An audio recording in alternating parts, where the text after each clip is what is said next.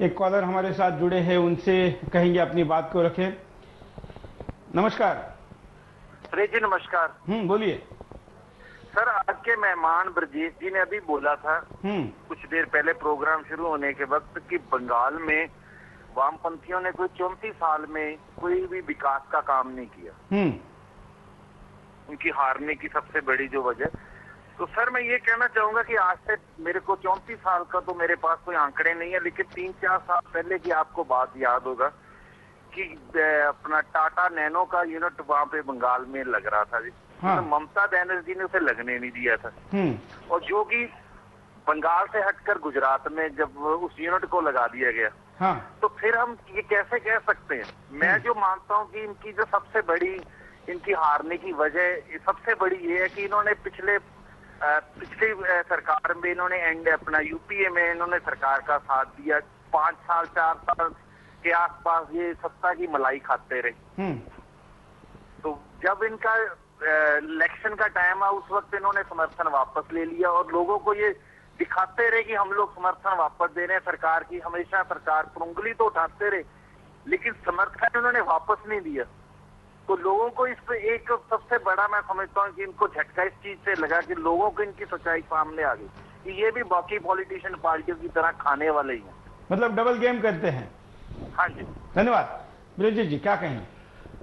देखिए, ये जो टाटा नैनो की बात कर रहे थे आप, ये एक बड़ा लोकल सा मसला था और आज तक जमीन के अधिग्रहण को लेकर तो अभी एक पूरी नेशनल पॉलिसी बनना बहुत जरूरी है कि किसानों को जब आप वहां से हटाते हैं तो क्या वैकल्पिक चीजें रह जाती हैं उनके पास जीवन यापन करने के लिए।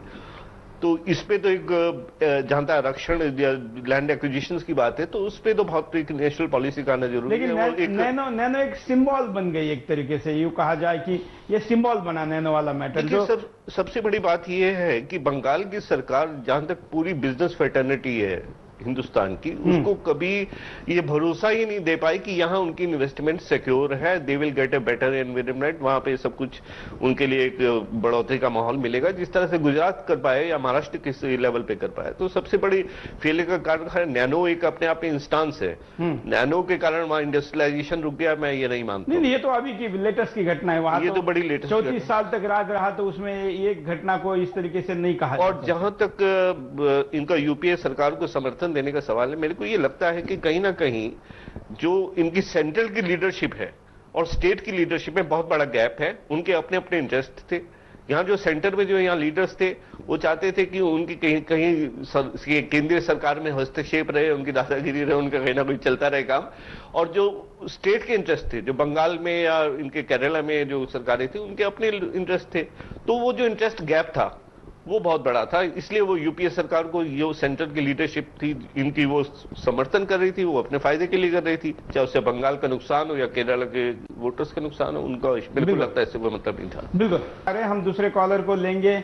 हम कॉलर को कहेंगे कि यहाँ पर जो भी इंस्ट्रक्शन दी जाती है उस इंस्ट्रक्शन को आप समझ ले और फिर बात करें तो आप अपनी बात को ज्यादा अच्छी तरीके से रख पाएंगे। एक एसएमएस यहाँ पर आया है, एसएमएस भी बंगाल से और कोलकाता से आया है। GY बसु कह रहे हैं कि रशिया में बारिश होती थी तो कम्युनिस्ट भारत में छाता खोलते थे। हालांकि ये कहावत मैंने भी कई बार सुनी है।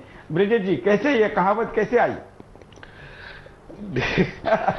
देखिए, ये लोग कम्युनिस्ट शुरू से जो जहां कभी कोट करते थे, जहां कभी आदर्श की बात करते थे तो कभी वो चीन की तरफ पहुंच जाते थे, लेनिन की तरफ। ये जब हम लोग यूनिवर्सिटी में पढ़ा करते थे 77 के दौर में तो ये बहुत ज्यादा था। 75 के आसपास की बात कर रहा हूं। तो उस समय किसी भी इकोनॉमिक कंडीशन का अगर हिंदुस्तान से कंपैरिजन होता था या वर्ल्ड में कहीं, तो वो कभी रशिया का उदाहरण दिया करते थे और कभी चीन का, और वही उनके मॉडल्स हुआ करते थे। और लेकिन हम लोगों को उस समय भी कॉम्प्रेंड करने में बड़ी मुसीबत होती थी कि ये कहाँ ये बिल्कुल उनका लेकिन जब रशिया गिर पड़ा, जब रशिया के ही 40 टुकड़े हो गए तो उसके बाद फिर ये छाता बंद हो गया। देखिए, इकोनॉमिक रियलिटीज जो होती हैं वो अपनी जगह होती हैं। आप उसको फिलॉसफी से उसका कोई रिप्लेसमेंट नहीं है। बिल्कुल, ये बिल्कुल समझना चाहिए, रिप्लेसमेंट नहीं है। हमारे साथ एक और कॉलर जुड़े हैं, उनसे भी बात करते हैं। 5 बजे हमने एक स्क्रॉल भेजा था सर। हेलो हेलो, आप बिंदास बोल में बोल रहे हैं? शायद कॉलर कुछ और कहना चाह रहे थे। ब्रिजेश जी, हम बात कर रहे थे कि चाइना और रशिया के आदर्शों की बात ये हमेशा कहते रहे और कभी भी इन्होंने भारत के साथ इस चीजों को नहीं जोड़ा। और भी कई ऐसे किस्से हैं, कहानियां हैं, कहावतें हैं जो कि कम्युनिस्टों को चीन और इसके साथ रशिया के साथ जोड़ते हैं। ये भी अभी एक थोड़ी देर पहले किसी कॉलर ने कहा था कि जब चीन ने भारत पे आक्रमण किया तो इन कम्युनिस्टों ने भारत सरकार को परेशान किया और चीन का समर्थन किया। देखिए, ये इतिहास तो अपनी जगह बिल्कुल ठीक है, इसमें कोई विवाद का इश्यू नहीं है। लेकिन ये लोग सवाल ये करते थे कि इकोनॉमिक जो बात करते थे कि उनका उदाहरण देके यहाँ की आर्थिक समस्याओं का वो निवारण की बात किया करते थे कि वहां ऐसा हो रहा है, इस तरह से हो रहा है, कम्यून इस तरह से लोगों का फायदा कर देंगे, ये कर देंगे। लेकिन जैसे जैसे रशिया टूटा, और अब आप चाइना का भी हालत देखिए, चाइना हमसे पहले ओपन इकोनॉमी की तरफ चला गया था। हिंदुस्तान ने तो बाद में इस बात को स्वीकार किया, चाइना ने पहले ही ओपन इकोनॉमी शुरू कर के विंडोज खोल दिए थे कि उनको पता लग गया था कि अब इकोनॉमिक स्टैग्नेशन है, आगे वो कुछ कर नहीं पाएंगे और ना वो लोगों को वहां बहुत बुरी हालत हो जाती। तो चाइना फिर धीरे धीरे कम्युनिस्टों ने उदाहरण, जब वो चीज ही नहीं रही उनके सामने, तो उदाहरण देने भी बंद कर दिए, क्योंकि वो विफलता की कहानी थी और कुछ भी नहीं था उसमें। बिल्कुल, आप देख रहे साथ साथ में हम स्क्रीन पर आपको सोशल नेटवर्किंग के संदेश भी दिखा रहे हैं। आप अगर कॉल नहीं जुड़ता है या आप सही, आपके लिए सुविधा है कि आप सोशल नेटवर्किंग के द्वारा हम तक अपने संदेश पहुंचाए, तो आप सीधे स्क्रीन पर फेसबुक, ट्विटर और आर्कूट के द्वारा अपने संदेशों को दे सकते हैं। आपके एसएमएस भी स्क्रॉल में हम चला रहे हैं और साथ में sudarshan-tv.com पर ये चर्चा का मुद्दा के तौर पर भी एक फोरम में डिस्कशन जारी रहेगा। ऐसे और कई प्रतिक्रिया हमारे साथ आई है, हमारे सामने कई एमएमएस भी आए हैं, एसएमएस भी आए हैं, हम उनको भी एक एक करके लेंगे और साथ साथ में आपकी सारी प्रतिक्रिया का हम एक मंथन के तौर पर यहाँ पर उपयोग करेंगे। आज हम आपके सामने एक राजनैतिक सोच का मुद्दा लेकर आए। मुझे पता है कि ये मुद्दा थोड़ा सा मुश्किल है, सारे लोग इसको नहीं समझ पाएंगे, क्योंकि ये एक राजनैतिक वैचारिक चीज का जो पराजय है ये सब लोग नहीं जानते थे। पिछले कुछ सालों में से तो शायद मुदगल जी भी इससे सहमत हो गए कि पिछले कुछ सालों से तो वैचारिक प्रचार भी कम्युनिस्टों ने एक तरीके से बंद कर दिया था। वैचारिक प्रचार में कुछ रहा नहीं था। वो जो पुराने, जैसे आपने बोला कि शुरू में 60 के 70 के दशक में वो चीन का उदाहरण दिया करते थे, कभी रशिया का उदाहरण दिया करते थे, कभी स्लोवाक और अलग अलग, वो उदाहरण उनके पास खत्म होते चले गए। तो इसलिए वो उनके पास आइडल्स जिसे बोलते हैं, आइडल्स एंड मेंटर्स खत्म हो गए। तो बिल्कुल, एक कॉलर अपनी बात को रखना चाहते हैं, काफी इंटेलेक्चुअल कॉलर भी आज अपनी प्रतिक्रिया को दे रहे हैं। नमस्कार, बोलिए। हाँ सर, नमस्कार सर। हाँ, मेरा आज के विषय के बारे में ये कहना है हाँ, कि भारत में तो वास्तव में साम्यवाद था ही नहीं। उस सफल या विफल होने का तो सवाल ही नहीं उठता। यदि आज के चुनाव परिणाम जो बंगाल में 34 वर्षों का जो कथित वामपंथी जिनको हम कहते हैं, हाँ, उसके अंत को यदि हम मानते हैं तो वास्तव में विफल हुआ है, पर वास्तव में वो साम्यवाद था ही नहीं।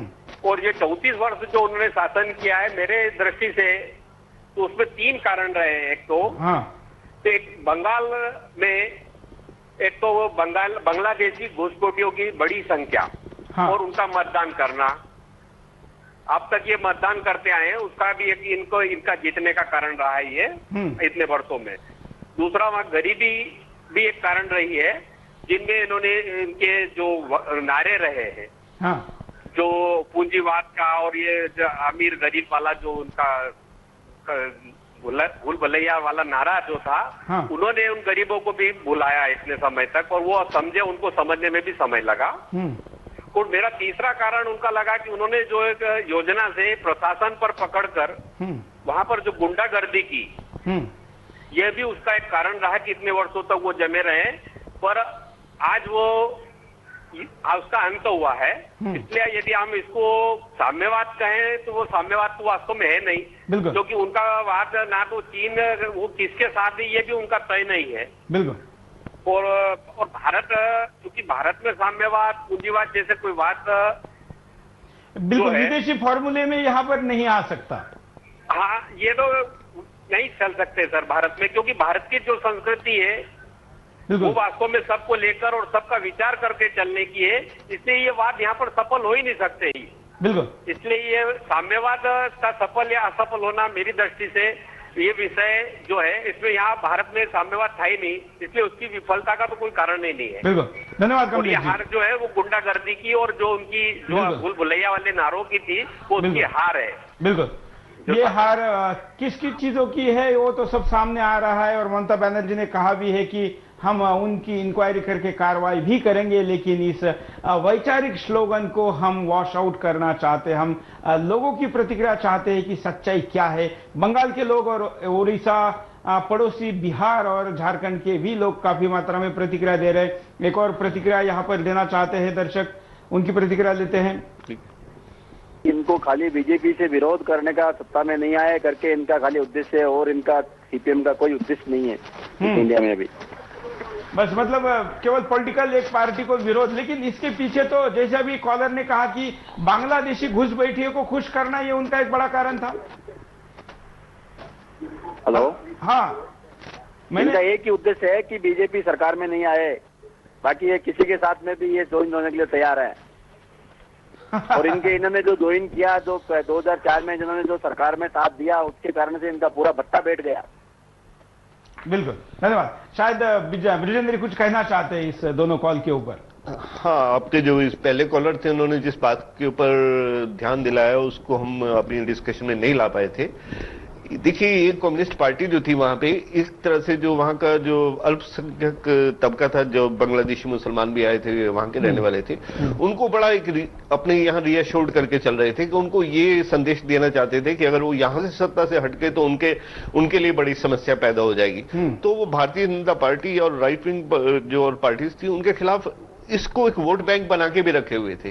और ममता की जो तृणमूल कांग्रेस थी, उसके कुछ सदस्यों ने कई बार मेरे को बताया भी कि उनको भाजपा के साथ गठजोड़ में कोई परेशानी नहीं है, लेकिन किसी तरीके से मुस्लिम वोट बैंक जो है वो खिसक जाता है बुरी तरह जब वो भाजपा के साथ आते हैं। तो एक ऐसी अनौपचारिक बातचीत में उन्होंने कई बार बताया भी, और ममता ने फिर इस तरह से अलग होकर उस वोट बैंक को भी तोड़ा भी। ये नतीजे भी इसी तरीके से सब चीजों को दिखाते हैं। तो कम्युनिस्ट एक तरह से अपनी हम बात यहाँ क्या करते थे कि साहब रिलीजन इज एन ओपियम, उसी रिलीजन को अपने फायदे के लिए इतने साल तक वो इस्तेमाल करते हैं। बिल्कुल, शायद वो काम भी नहीं आया उनको। वो काम अल्टीमेटली वो काम इसलिए नहीं, उससे काम इसलिए नहीं आया क्योंकि वो धरातल पे कुछ फैक्चुअली कुछ कर नहीं पाए। बिल्कुल।